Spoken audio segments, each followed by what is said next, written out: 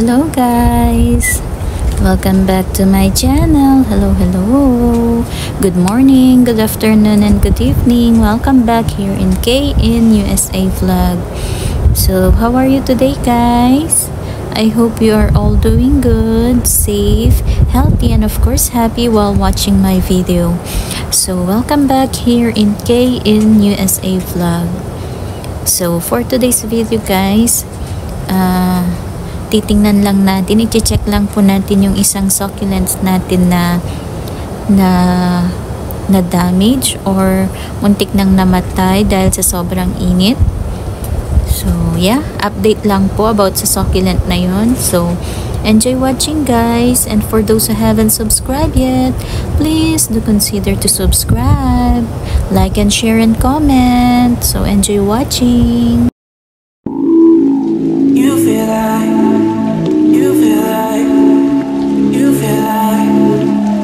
Feel like rain in the morning, giving me mixed emotions, and it's too much sometimes. Mix the potion, mix it up, girl, put it in motion. Are you finding or dying? There's no compromising. Make up your mind, we're running out of time. It's so hard to try, but it feels one-sided. Just make up your mind, lay it all on the line. So deep in it that I can see the bottom. So deep in it that I can see the bottom. Pulling your thorns out my clothes. Your poison is spread to my soul. You say you love me one day, next you don't.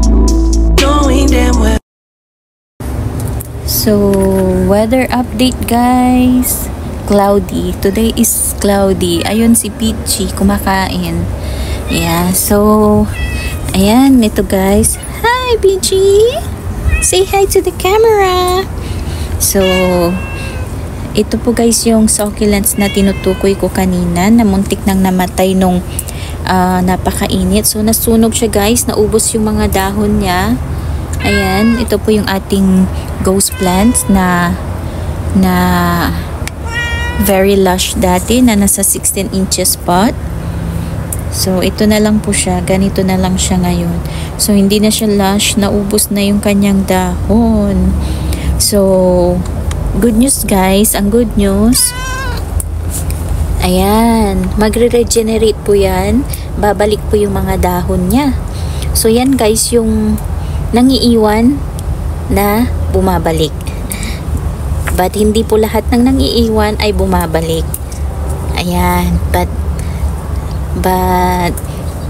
good news, dahil itong nangiwan na to, bumabalik siya. Nagbabalik siya. Ayan. Babalik po yung mga dahon niyan. Magre-regenerate. Ito si Peachy. Ayan. Magre-regenerate po yan. So, yeah. Update lang po dyan. So, may mga little babies na rin po dyan, guys. Tulad nito, ayan, may mga little babies na dyan. Ayan. So, nakakatuwa lang po. So, umulan pala kagabi. Ayan, ito din mayroon na siya mga babies. Saglit, Peachy. Ayan. So, ganyan po ang itsura ng ating ghost plants ngayon. So, buti na lang po hindi siya tuluyang namatay. Uy, basa pa siya, oh. Hindi siya tuluyang namatay. Kanino buntot yan? Hoy, Peachy. Hoy, Peachy. Ayan, nandito na naman si Peachy nang gugulo. Kung nasaan ako, nandoon din siya. Ayan, so, hopefully, bago mag-winter, oh, no. Bago mag-winter, malalaki na yung mga babies niyan. Ayan, so yan, ang cute ng baby niya, oh. So, halos lahat po nung stem niya, meron ng may mga babies na, yung iba may tinubuan ng roots. Ayan. So, yan po yung ating ghost plants ngayon. So, no biting, Peachy. I said no biting. So, nung last year, guys, hindi yan nasunog sa sobrang init. But, this year, napakainit po siya mas mainit po siya compared last year. Kaya ganyan po yung nangyari sa ating ghost plants. So, itong ghost plants na po ito ay Gaano na ba katagal to? Siguro mga ano na to, more than 2 years na po sa akin. So ngayon lang po yan nagkaganyan dahil sa sobrang init this year.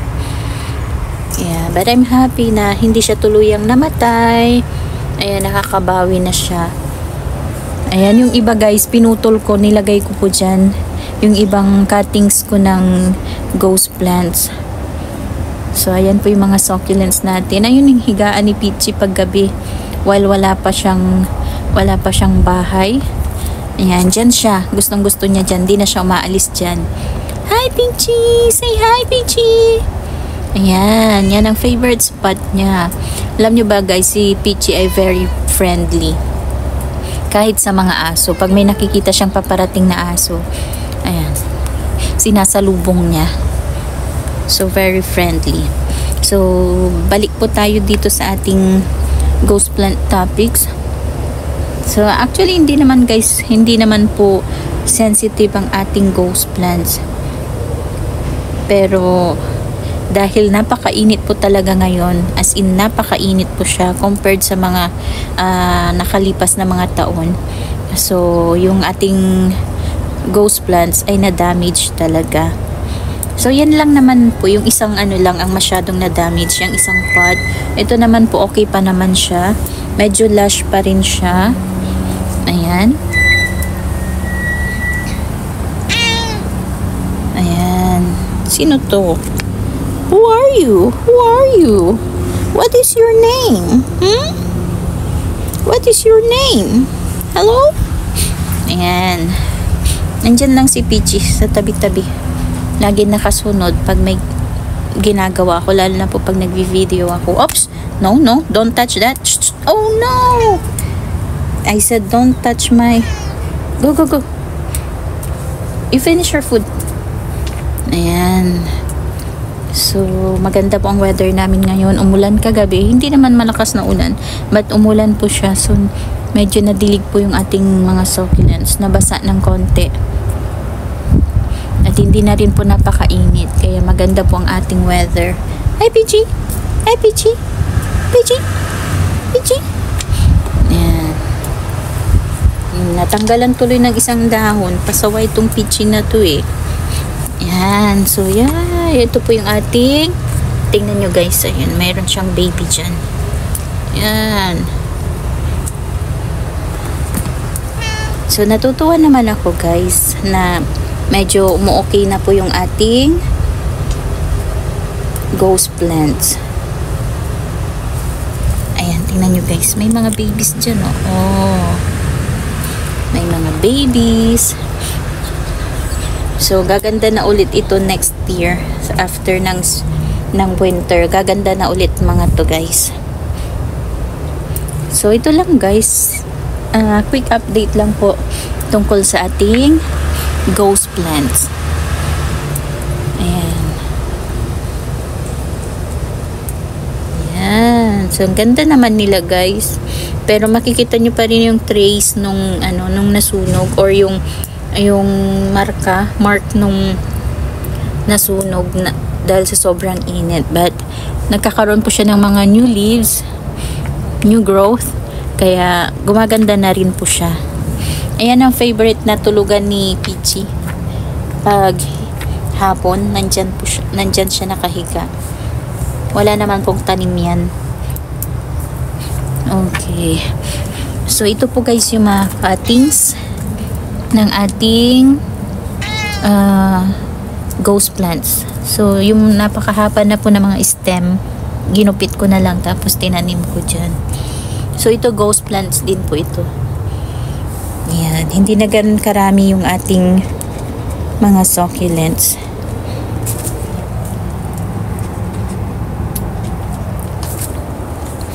Ayan. So, okay guys. So, that's it for today. Ayan. Quick update lang po about sa ating ghost plants. Ayan. Marami siyang babies dyan, oh.